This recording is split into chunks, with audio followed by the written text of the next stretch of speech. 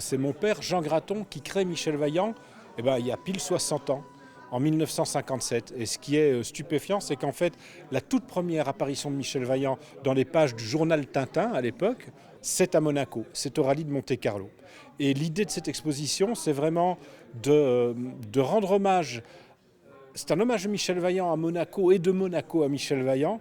Et ce jeu croisé est très très intéressant parce que tout au long de la carrière de Michel Vaillant, sur le papier, le circuit de Monaco ou le rallye de Monte-Carlo réapparaissent régulièrement et on peut véritablement voir une évolution historique du circuit, mais aussi une évolution graphique du talent de l'artiste qui va aller jusqu'à inventer dans les rues de Monaco la caméra embarquée qu'on verra en télé bien des années plus tard. Puis alors c'est un petit peu également un hommage à votre papa, puisque les planches originales vont être présentées lors de cette exposition. Oui, alors c'est très rare que l'on sorte de la Fondation Jean Graton des planches originales, parce que ce sont des documents qui ont parfois plus d'un demi-siècle.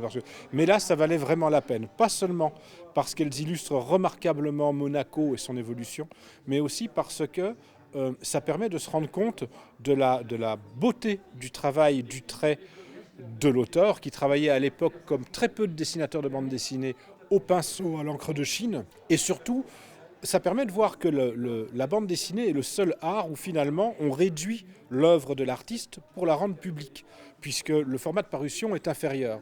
D'où l'autre partie de l'exposition que sont les Michel Vaillant Art Strips, et qui sont en fait des agrandissements très grand format, très spectaculaires, de cases ou parfois même de détails de cases de BD Michel Vaillant.